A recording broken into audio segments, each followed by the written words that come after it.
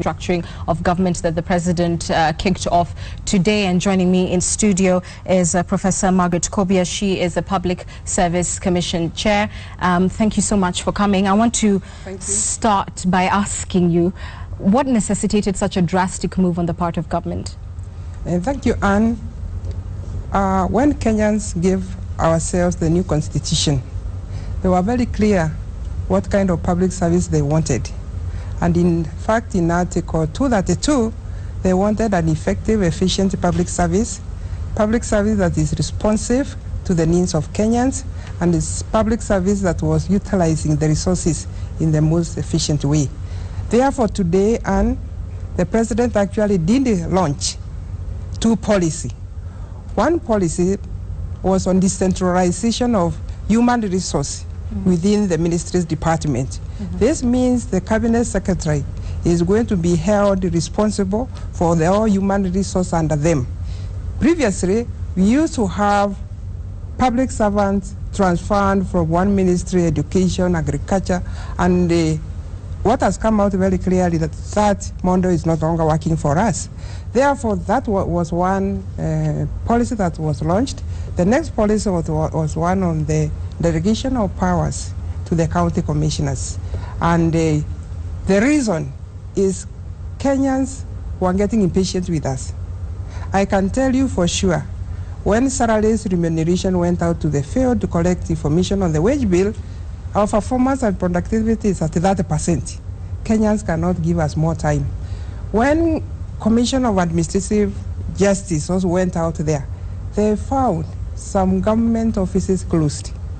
They found where civil servants were reporting to work at 9, and by 3 they are gone. Therefore, the government thought that we have to come up with a policy that it puts order and discipline among the public servants. And in this case, the county commissioners were found the most suitable to do supervision, because that sort of state of where public servants are not reporting to work is because there's no supervision and directed supervision. All right, I'll return to the question of county commissioners, but I want to ask you what you believe this move will translate to, and if perhaps you could give us some quantifiable way of measuring it in terms of productivity from public servants. You're saying they used to come in at 9 and leave at 3, so what kind of output are you expecting now? I believe that the Kenyans now are going to be served more efficiently, maybe reduction of time they have to wait to be given a service. I also believe that, and of course, if they are served more efficiently, they can go and attend to any economic activity.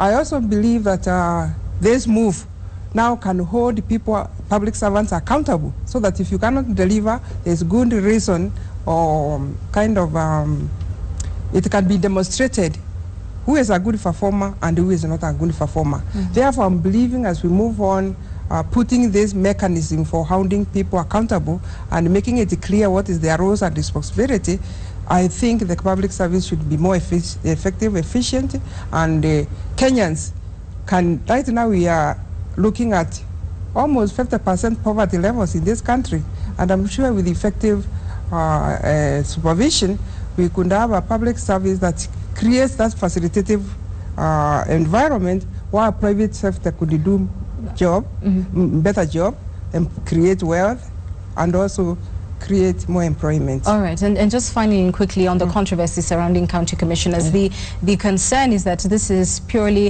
a rebranding exercise on the part of government to reintroduce the provincial administration. How would you respond to that?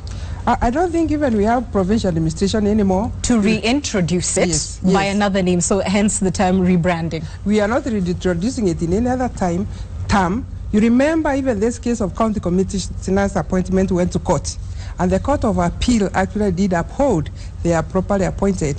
Therefore, to me, our concern is, are Kenyans going to get better service delivery?